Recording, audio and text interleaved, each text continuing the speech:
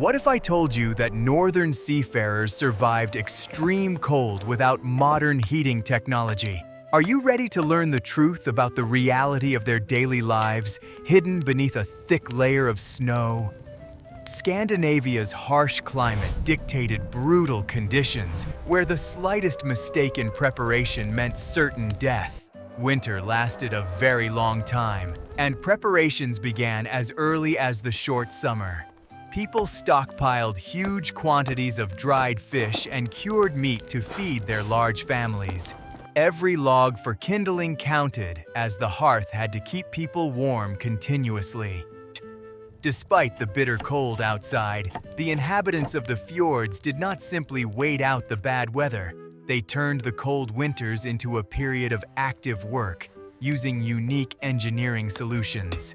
By the light of the fire, the men repaired fishing gear and carved various tools from wood or bone. Meanwhile, the women wove warm woolen clothing on special looms and sewed sturdy winter footwear. Such a measured life required a reliable shelter capable of withstanding any of the northern wilderness's whims. Watch the video to the end, and you'll learn how the architecture of wooden structures helped retain heat even during the darkest and coldest months. I will reveal the best-kept secret of the ancient builders of the North. The foundation of the settlement's survival was the longhouse, built according to strict engineering principles. Its frame consisted of massive wooden posts driven deep into the frozen ground. The walls did not merely protect against the wind, they functioned as a massive heat accumulator. The outer perimeter of the building was often lined with a thick layer of peat or sod. This natural material possessed incredible insulating properties, surpassing those of ordinary wood. The turf blocks were cut during the warm season and carefully dried in the summer sun. They were laid in a specific way, creating a dense barrier against icy drafts. The root system inside the blocks continued to intertwine, forming a monolithic green wall. Such a structure could reach a meter in thickness, completely insulating the interior space. In winter, the turf layer froze from the outside, creating a hard crust of ice and frozen earth. Beneath this crust, an air layer was preserved, which prevented heat from escaping. The shape of the roof was crucial for withstanding extreme weather conditions. The slopes were built at a specific angle to prevent snow from accumulating in massive drifts. At the same time, a thin layer of snow was deliberately left on the roof. This snow served as an additional, completely free, natural insulator. Under the weight of the white blanket of snow, the birch bark laid beneath the wooden shingles was pressed even more tightly. Thus, precipitation did not destroy the house but became its protective armor. The floors in such houses were rarely left as bare, frozen, and hard earth. They were covered with tightly fitted wooden planks, forming a kind of even flooring. A small, empty space was left under the planks, which was filled with dry moss or straw. This organic cushion blocked the icy cold constantly emanating from the frozen northern ground. Thick hides of game hunted in the forests were generously spread over the wooden floor. This multi-layered structure allowed people to walk inside the dwelling in light, soft footwear.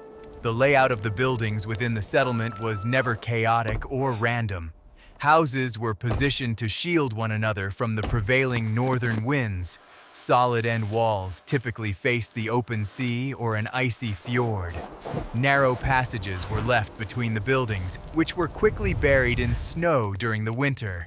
These natural snowdrifts provided additional insulation for the lower sections of the walls throughout the settlement from the outside. A unified infrastructure emerged where every structure contributed to the survival of the entire small community. Every architectural detail served a single grand purpose, maximizing the conservation of generated energy.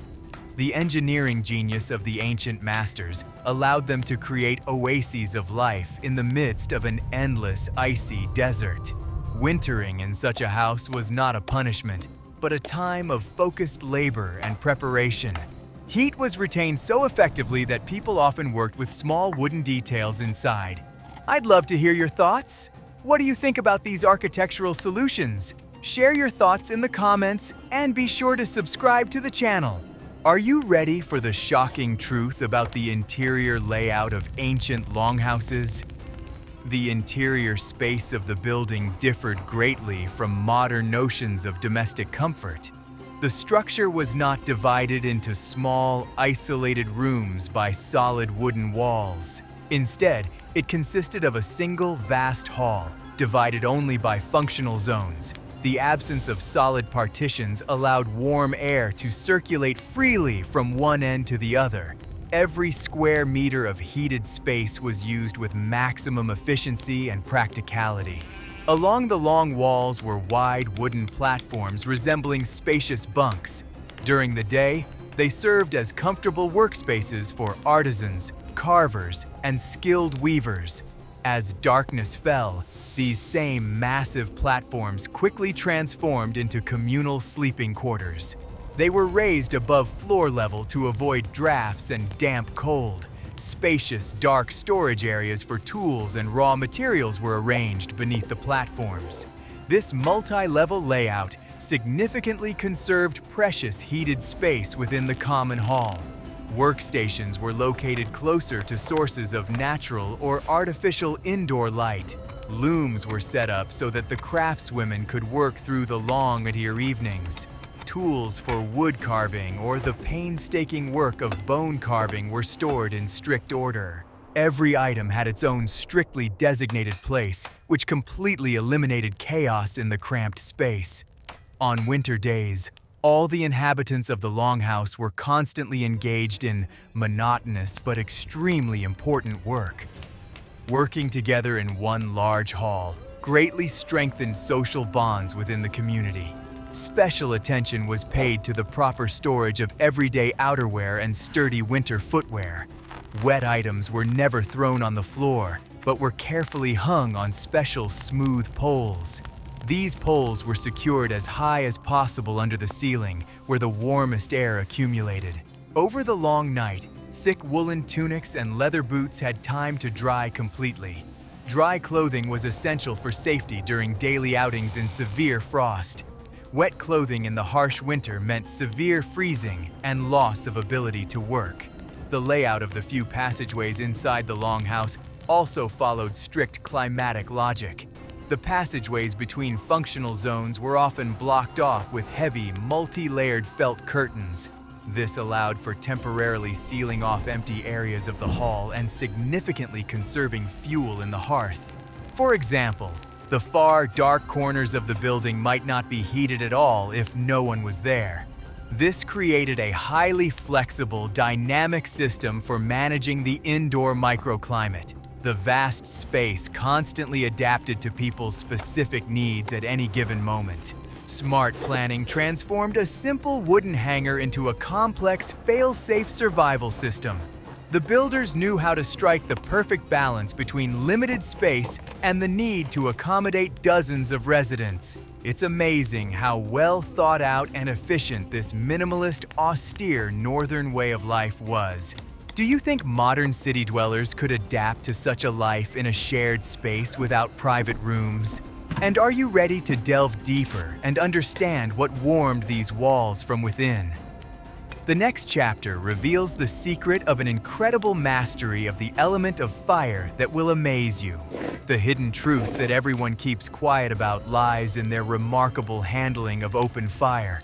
The heart of any northern dwelling was a long, central hearth stretching across the entire floor. It was not just a primitive fire pit, but a complex, well-thought-out engineering structure. The hearth was carefully lined with stones that actively stored heat while the wood burned brightly. After the flames died down, these red-hot stones continued to heat the spacious room for many hours. This radiator-like effect allowed them to maintain a steady temperature throughout the long, cold night. The thick smoke from the open flame was not vented through the chimneys or brick flues familiar to modern people. It rose unimpeded and gathered beneath the high wooden vault of the massive roof. Slowly cooling, the dense smoke descended to a certain level, without affecting the people below at all. Special small openings were provided in the ceiling itself to allow excess accumulated gas to escape. These openings were finely adjusted using long wooden poles, allowing the strength of the draft to be varied. The inhabitants could constantly adjust the ventilation system in strict accordance with the strength of the wind outside.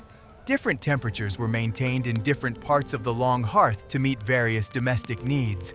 On one stone edge, a high flame could burn brightly to quickly boil water in metal cauldrons. In the central part, the coals merely smoldered with a steady, powerful heat for baking simple flatbreads. At the other end, the fire was barely kept alive, sparingly heating the distant, quiet sleeping area of the hall. Thus, a single elongated fire served as a stove, a radiator, and a bright lamp all at once. This completely eliminated the need to light several dangerous fires in different corners of the wooden room. The absence of stone ovens in the classical sense was compensated for by the constant use of highly heated stones. Red-hot cobblestones from the hearth could be very carefully removed with special long wooden tongs. They were carefully placed in containers of water to heat the liquid very quickly without an open flame. Warm, smooth stones were also wrapped tightly in thick cloth and placed in beds to provide quick warmth. This unique method of localized heating was exceptionally effective and a lifesaver on the coldest nights. The stones released their stored heat gradually, posing absolutely no risk of accidentally setting the furs and wool on fire. The gray ash regularly left over from the fire was never thrown out onto the street as useless trash. It was always carefully collected and constantly used for various vital household purposes. Wood ash was an absolutely indispensable component in the creation of cleaning solutions for washing coarse woolen fabrics. It was generously sprinkled over some of the supplies in the storerooms to reliably protect them from excessive winter moisture. Ash mixtures were also actively used in the complex tanning of stiff hides and the high-quality processing of skins. Such waste-free production was the fundamental basis of the philosophy of survival in very harsh lands. Controlling the draft in the vast house required constant, careful attention to the direction of the wind outside.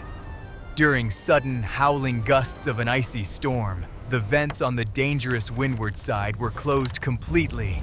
Ancient engineers created a truly ideal system where the raging flame faithfully served humanity.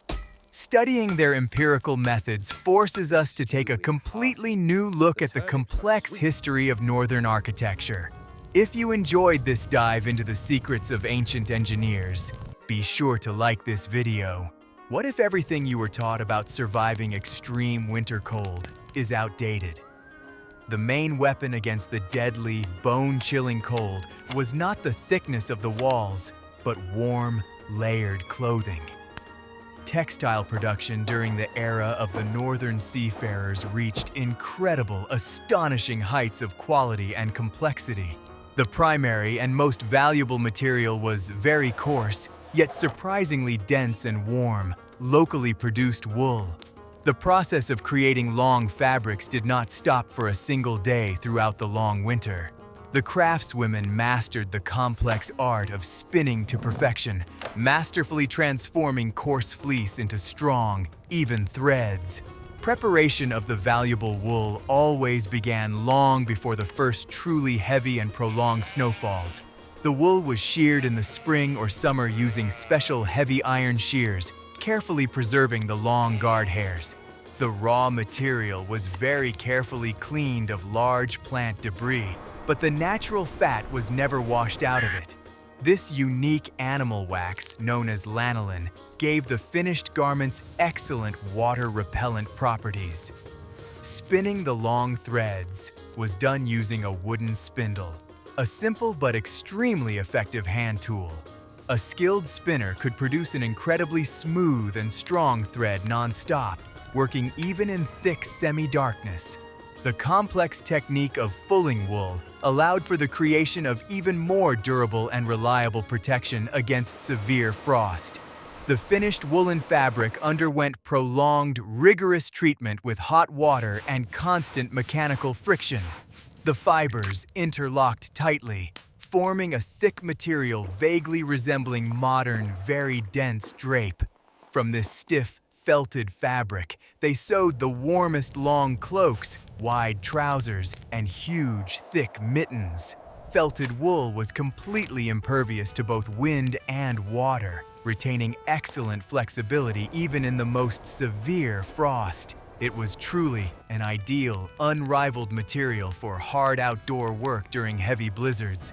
The cut of northern winter clothing strictly adhered to one main rule: maximizing the retention of body heat. Tunics and undershirts were deliberately made long, reliably covering the lower back and hips to protect against accidental drafts. Pants were always made very roomy so that a large air layer for thermal insulation would always remain inside. No tight-fitting, narrow silhouettes were strictly forbidden, as tight, cold clothing led to rapid heat loss. Very thick woolen socks, often sewn from several layers of coarse fabric, were worn on cold feet. The entire structure of the layered clothing constituted a highly complex thermoregulation system, similar to modern high-tech thermal underwear. This clever combination of wool and thick leather created an impenetrable double barrier against the lowest temperatures. The proper combination of available natural materials was the ultimate manifestation of human adaptation to the harsh local environment.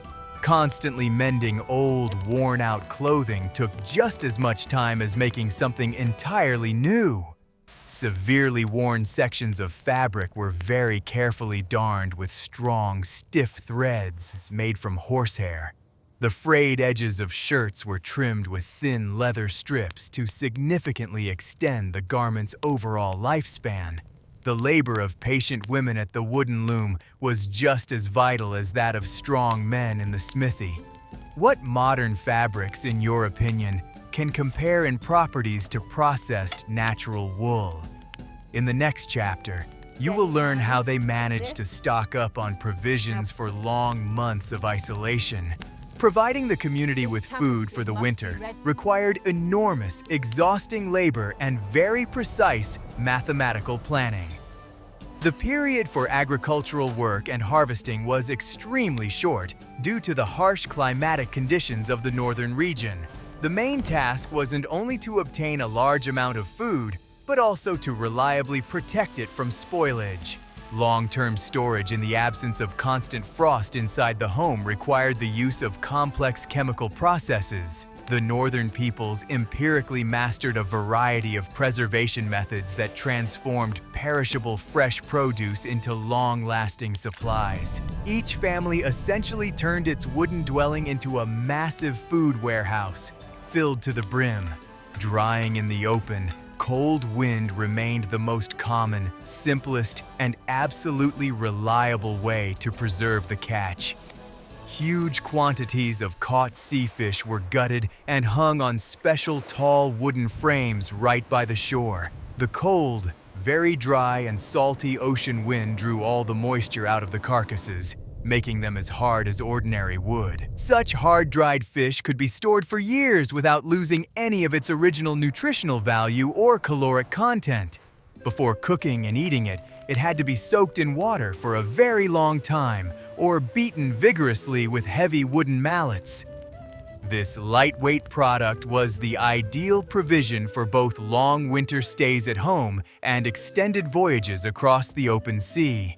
In this dark, oxygen-free environment, a strictly controlled decomposition process took place, altering the structure and taste of the food.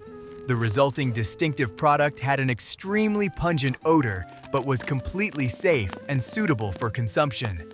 Moreover, the fermented food was enriched with beneficial bacteria that prevented physical exhaustion during the long polar night. Slow cold smoking was used primarily for the thorough processing of the most valuable types of harvested meat and lard.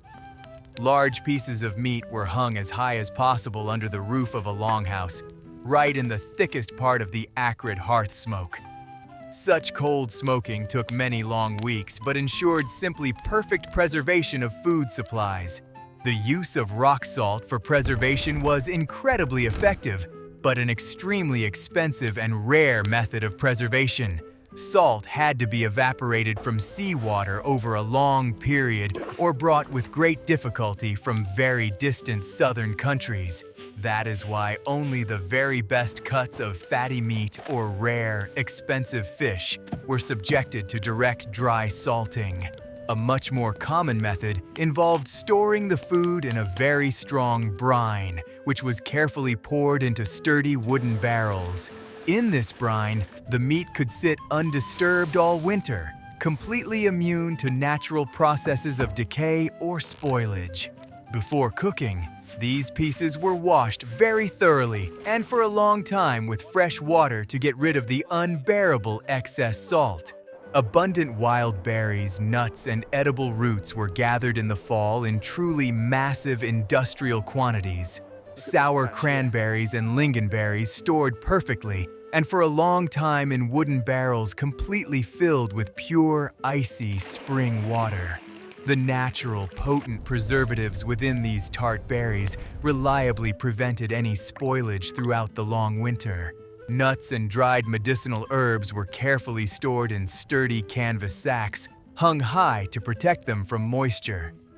Roots were very often stored in boxes filled with dry, clean sand, perfectly mimicking the natural conditions of the soil. These plant reserves served as a critically important source of vitamins, preventing the development of severe vitamin deficiencies in all family members. All harvested provisions were always kept under the strictest, constant supervision of the head of the family or the community elder. The daily ration was calculated with mathematical precision to ensure that the meager supplies would last until the very first spring shoots appeared. In the middle of winter, portions were often ruthlessly cut back if it suddenly became clear that the stores were running out too quickly. Uncontrolled overeating at the very beginning of winter was strictly condemned by everyone and considered the gravest crime against the family's survival. Food was distributed in exactly the minimum amount strictly necessary to sustain the strength of the working people. Strict, iron discipline in nutrition was just as essential to survival as the sturdy wooden walls of the house. A well-thought-out, balanced combination of various preservation methods created an absolutely reliable food supply for the entire community. People were completely independent of the whims of the stormy winter weather, having constant access to varied and high-calorie food. Their enormous pantries represented a true triumph of the human mind over the merciless, cold nature of the North. Complex chemical and physical processes were applied entirely empirically, yet with incredible, simply astonishing precision and consistency. No modern freezer can compare to the astonishing reliability of ancient salt barrels and deep peat pits. It was precisely these full, inexhaustible storehouses that allowed these hardy people to feel confident about the icy day ahead. Can you guess what happened next, when the blizzard sealed the massive wooden doors of the longhouse shut? Contrary to modern myths, the dark winter months were by no means a time of endless, sleepy idleness by the warm hearth. Life inside the longhouse immediately turned into a continuous production process, bustling from early morning until late at night. The enclosed wooden space became simultaneously a vast artisanal workshop, a forge for small parts, and even a local shipyard. People abruptly shifted from their summer outdoor chores to meticulous, delicate indoor work, requiring the utmost concentration. Complete isolation from the raging outside world fostered maximum focus on complex, creative manual labor. Strong men were engaged in the careful repair and creation of entirely new agricultural tools for the coming spring. Sturdy axe handles, smooth shafts for wooden shovels, and handles for heavy hoes were carved from wood that had been carefully dried since summer. The hard wood was worked with very sharp iron knives with striking, almost perfect geometric precision. The finished new tools were polished for a long time with fine sand and thoroughly soaked in animal fat for reliable protection against moisture. This measured, monotonous work ensured that the important equipment would remain serviceable for many long, hard years to come. Preparations for the spring planting season always began in the midst of the bitter December and January frosts. Making new wooden tableware was also an absolutely vital, urgent task for the long winter months. From large, solid pieces of suitable wood, deep, spacious bowls, plates, and sturdy drinking mugs were patiently hollowed out. Perfectly flat planks were masterfully fitted together without a single gap to create completely airtight buckets and barrels. The process of tightly binding the barrels with flexible willow rods or sturdy iron hoops was a truly complex engineering feat. All new finished vessels were required to undergo a thorough, lengthy test to ensure they could reliably hold the liquids poured into them. Without new, absolutely reliable containers, it was simply impossible to preserve vital food supplies for the entire coming year. In addition to their endless daily weaving, the women were constantly engaged in the laborious task of sewing sturdy leather shoes for the entire family. The prepared thick hides were cut into very dense, stiff soles and softer, flexible high uppers. For the heavy stitching of the pieces, sharp awls made of hard bone and very strong, unbreakable tendons were used instead of the usual fragile threads. All seams were made entirely hidden so that water could not penetrate into the boot through microscopic punctures from the awl. Warm linings made of incredibly soft and warming fur were very often sewn into the interior of the finished winter boots.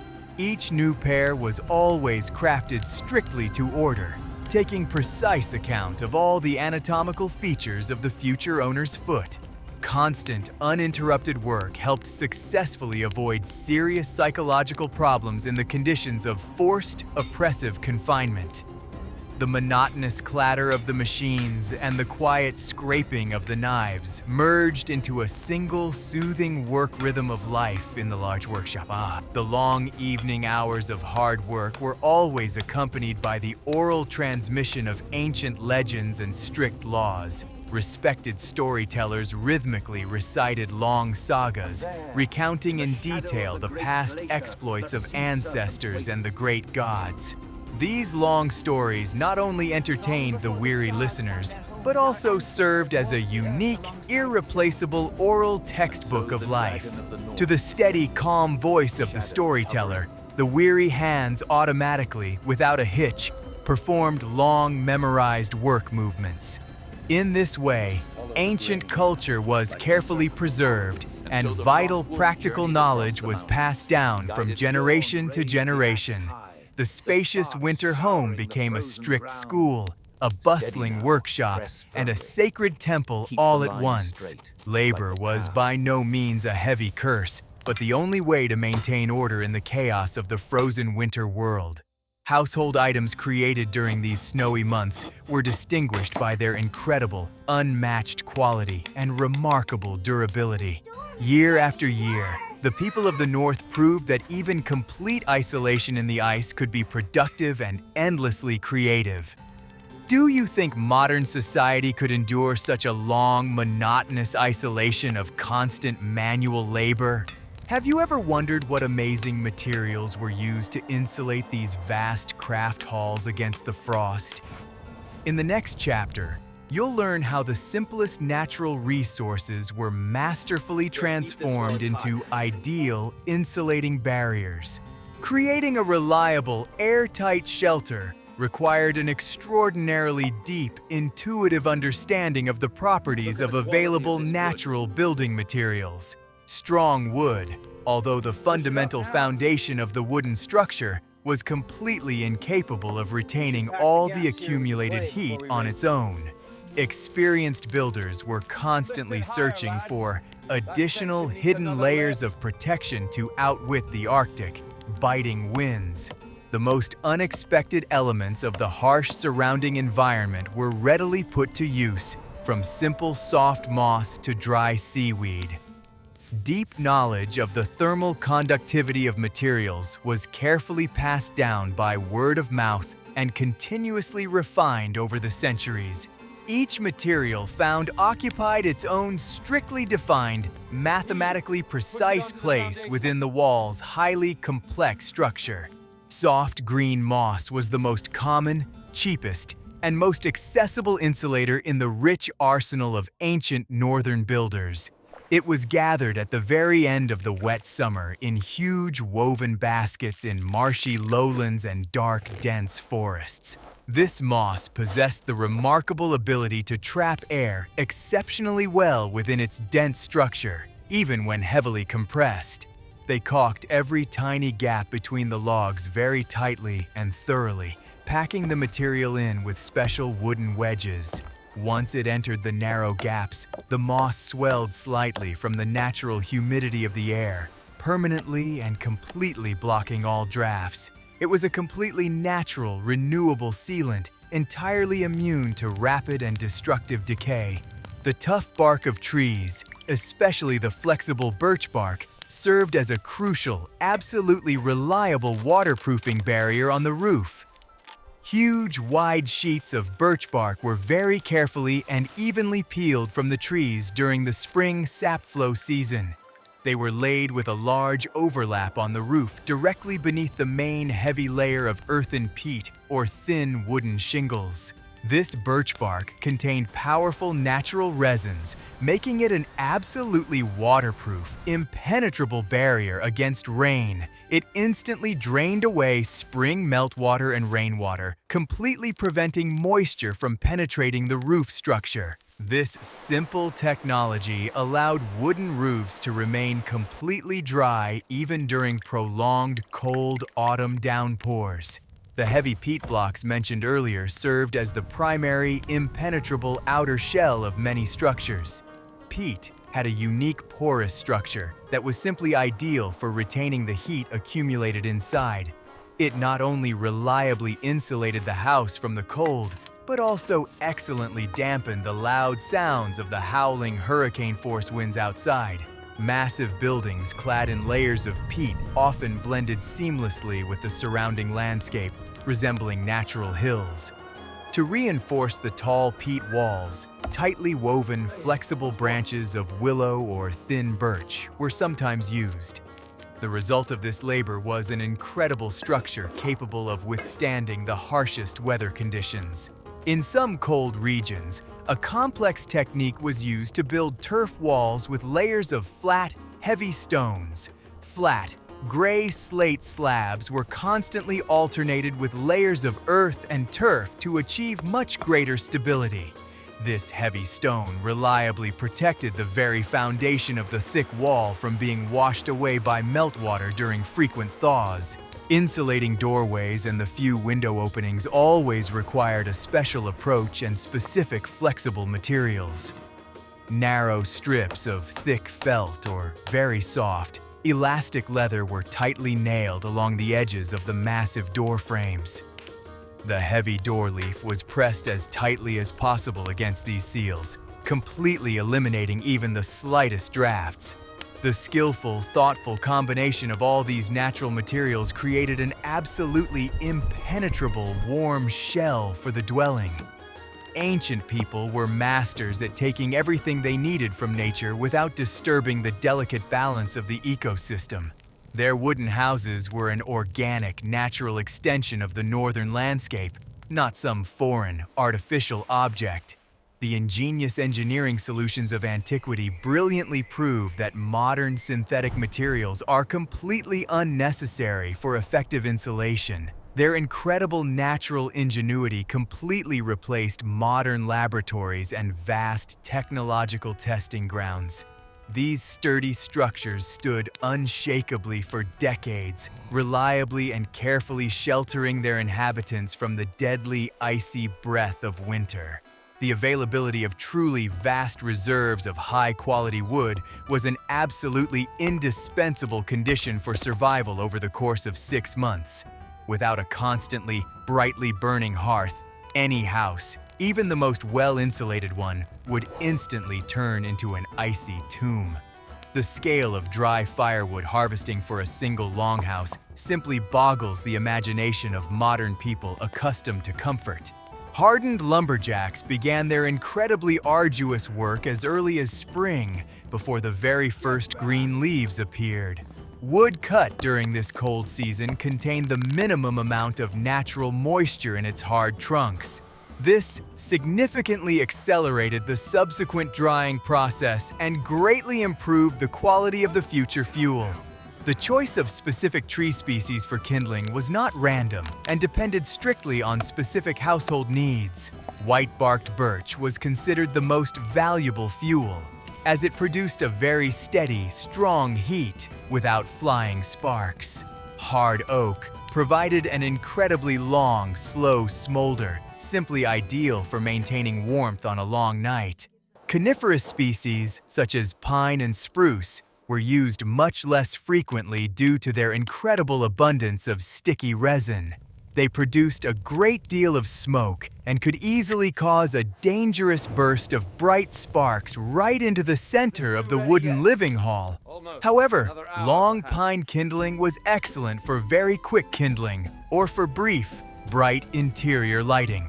The storage of massive supplies of firewood was organized with the utmost care and meticulous attention to detail.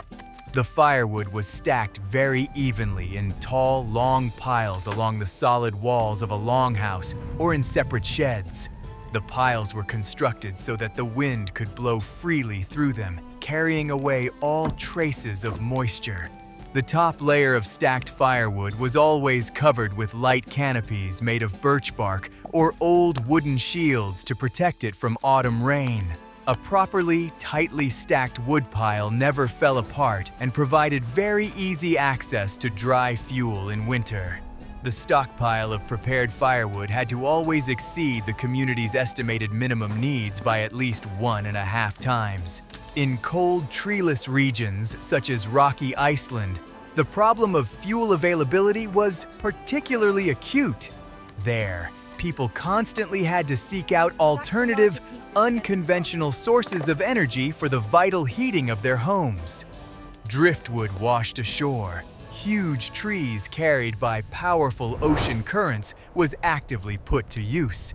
This driftwood was painstakingly gathered, log by log, along the entire coastline and was considered the community's most valuable and scarce resource. Dried peat was also widely used. It burned for an incredibly long time, though it produced too much gray ash.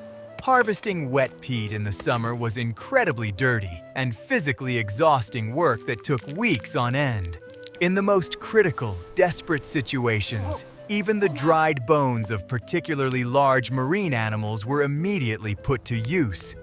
Huge whale bones, thoroughly saturated with their natural fat, could burn for quite a long time and with incredible heat. The consumption of all firewood inside the longhouse was always strictly controlled and tightly rationed by the eldest head of the family. It was categorically and strictly forbidden for anyone to build a flame that was too large or bright simply for the sake of amusement or visual extravagance. On dark nights, the central hearth was always set to a slow, smoldering burn to maximize firewood savings. The onset of the long winter and the fall of incredibly deep snow did not stop life outside the walls of the longhouse at all. The hardy northern peoples were never prisoners of their dwellings. They knew how to adapt perfectly to the snowy landscape. The invention of specialized, unique modes of transportation allowed them to travel vast distances without hindrance. The white snow transformed from an insurmountable, frightening obstacle into a smooth, fast white highway for brave travelers. These new technologies reliably ensured communication between isolated settlements and the possibility of successful winter hunting in the taiga. The transportation revolution of antiquity was entirely based on utterly simple yet incredibly effective engineering ideas. Wide skis were the most important, indispensable means of individual transportation through the heavily snow-covered winter forest.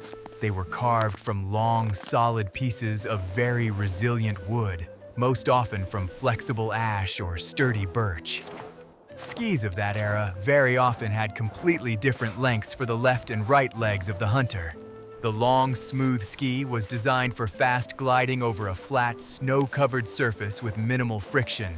The short, wide ski, often lined with fur, was used for a very powerful push-off and complex maneuvering among trees. Such an asymmetrical pair allowed for quickly reaching high speeds and easily overcoming even steep mountain ascents. The runners were very often coated with water in severe frost, creating a solid layer of ice for simply perfect gliding. The pulling force was distributed among several strong men, pulling a loaded sled along a well-trodden snow track. These incredibly sturdy wooden structures possessed remarkable load-bearing capacity and the exceptional endurance necessary for the journey. The solid ice of frozen, fast-flowing rivers and deep lakes instantly transformed into an ideal surface for skating. Ancient skates were radically and completely different from modern thin steel blades used in figure skating. They were skillfully crafted from long, large, tubular bones, meticulously and painstakingly polished on the underside. These bone skates were securely fastened to winter footwear with leather straps through specially drilled through holes. Moving quickly on them necessarily required the use of two long poles with iron tips for a strong push-off. The bone did not cut the ice at all, but glided smoothly over it, providing incredibly smooth and rapid forward movement. Navigating in the harsh conditions of very short daylight hours and frequent blizzards was an extremely difficult task for everyone. The travelers confidently navigated by the shapes of familiar hills, the winding riverbeds, and the direction of the prevailing icy winds. On clear, frosty nights, the starry sky and the bright, fixed North Star instantly became their most important guide. In the event of a severe, prolonged blizzard, the large sleds could simply be turned over and used as a temporary but reliable shelter. Under the protection of a sturdy wooden frame, one could wait out any storm, burying one's head in fluffy fur. Such improvised shelters repeatedly saved the lives of merchants and couriers on the very long journeys between the fjords. Sharp ice spikes for sturdy footwear were another incredibly useful invention for safe winter walking. These thick iron brackets with sharp, curved teeth were tightly fastened to the soles of tall winter boots. They reliably provided flawless traction on the smoothest ice or very tightly packed, slippery snow. The spikes allowed for completely safe movement across icy, wet rocks during winter ice fishing. The use of expensive metal for such purely utilitarian purposes spoke to their incredibly high practical significance.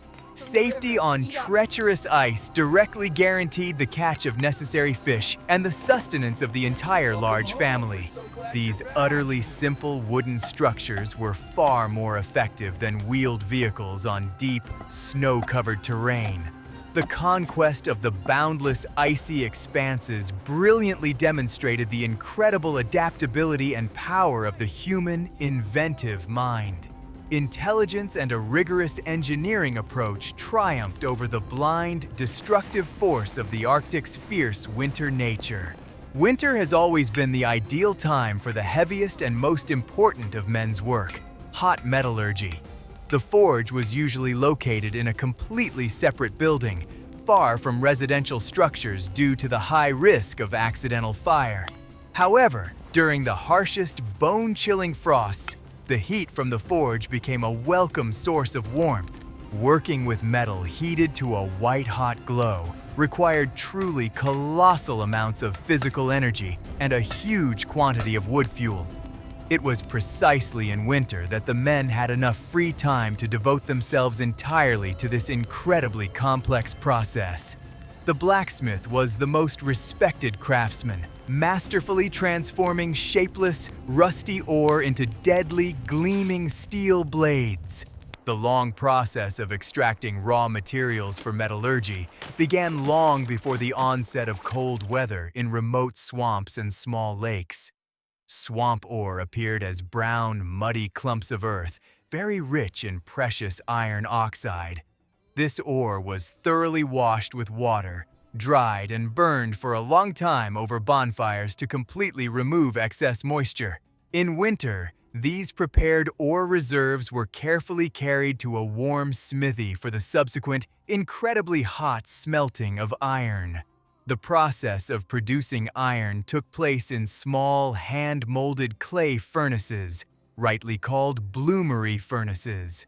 Charcoal and ore were loaded in strict layers to ensure the absolutely correct, necessary chemical reaction inside. The heaviest blows of the sledgehammer drove liquid slag out of the iron, greatly compacting the metal's internal crystal lattice.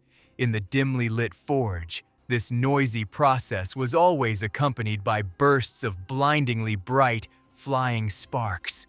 The blacksmith and his assistants worked in unison at a frenzied pace until the red-hot metal cooled under the hammer. The iron produced in this way was very often too soft to make truly good, combat-ready weapons. The masters of the North mastered the incredibly complex technology of carburization, artificially saturating the surface of soft iron with carbon. Metal blanks were tightly packed into sealed ceramic crucibles along with bone meal and crushed charcoal.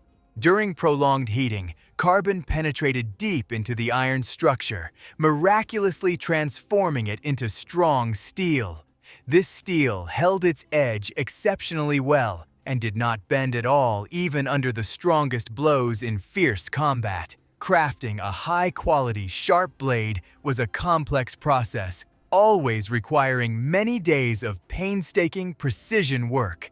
The famous forging technique allowed master craftsmen to create the renowned patterned blades of incredible strength and beauty. Strips of soft, elastic iron and very hard steel were twisted together and forged at an extremely high, blinding temperature. This labor-intensive process was repeated many times, creating the complex, multi-layered structure of the blade of the perfect battle sword. A beautiful, completely unique, wavy, metallic pattern immediately emerged on the surface of the finished, polished weapon. Such legendary blades possess the most ideal balance of flexibility and hardness, with an incredibly sharp cutting edge. They did not break at all in severe frost, which was absolutely critical in the bloody battles of the North. The Winter Forge was not only dedicated to weapons, but also to the constant production of the most ordinary, essential household items. Heavy iron cauldrons, nails for shipbuilding, knives, and agricultural tools were produced by the hundreds. Every iron object created was a true, unquestionable treasure in this world of solid wooden architecture.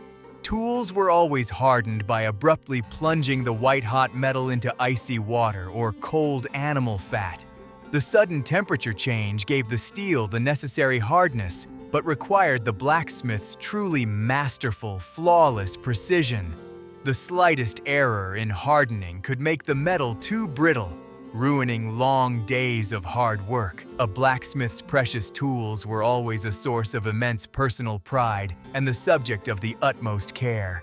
Heavy forged tongs, hammers of various shapes, chisels, and files were crafted by the master entirely on his own. The heavy anvil was mounted on a massive wooden stump, dug deep into the frozen ground for perfect stability. Metalworking technology in the cold North had reached heights comparable to the world's finest examples of the time. Remarkable craftsmen transformed rusty swamp mud into true masterpieces of engineering and arms craftsmanship. The long, isolated winter months were devoted entirely to creating something that would soon change the course of world history forever. The incredible power of their perfect weapons was forged in the cold and darkness of the long, endless polar nights by the fire. The skill of these unknown blacksmiths ensured the technical, overwhelming superiority of their warships at sea. The high-quality metal forged in winter reliably forged the glory of these northern peoples for centuries. We see that the survival of the ancient northern peoples in extreme cold was never a matter of blind luck. Every detail of their complex way of life, from the architecture of their homes to the painstaking work in the forge, constituted a system of adaptation. They did not simply endure the harsh winter, they used its resources to strengthen the community and prepare for future achievements. Their incredible engineering and craftsmanship skills inspired genuine admiration, even from the perspective of modern science.